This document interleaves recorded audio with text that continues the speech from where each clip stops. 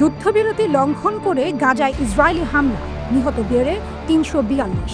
গাজায় নতুন করে শুরু হওয়া তীব্র ইসরায়েলি হামলায় নিহতের সংখ্যা বেড়ে ৩৪২ হয়েছে।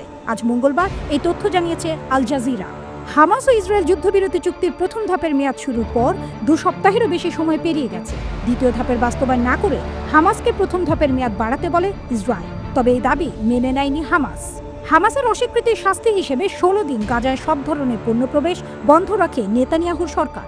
এতেও কাজ না হওয়ায় দেশটি আবার গাজাবাসীর ওপর নির্বিচার হামলা শুরু করেছে। তবে ইসরায়েলের দাবি, হামাসের হামলার পরিকল্পনা জেনেই তারা আগে থেকেই হামলা শুরু করেছে। যথারীতি এই দাবির সপক্ষে কোনো প্রমাণ দেয়নি ইসরায়েল। মঙ্গলবারের হামলায় দক্ষিণ গাজার খান ইউনিসে অন্তত ৭৭ জন এবং উত্তরে গাজা সিটিতে অন্তত ২০ জন নিহত হয়েছেন বলে সূত্রদের কাছ থেকে জানতে পেরেছে আল জাজিরা।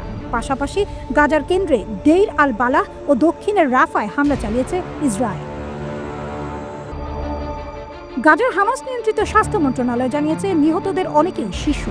ইসরায়েলের প্রধানমন্ত্রী নেতানিয়াহু বলেছেন, তিনি হামাসের বিরুদ্ধে সামরিক বাহিনীকে কঠোর পদক্ষেপ নেওয়ার নির্দেশ দিয়েছেন, কারণ হামাস যুদ্ধবিরতির মেয়াদ বাড়াতে বা বাকি জিম্মিদের মুক্তি দিতে রাজি হয়নি। এদিকে ইসরায়েলের হামলার ফলে ১৯ জানুয়ারি থেকে শুরু হওয়া যুদ্ধবিরতি ভেস্তে গেছে।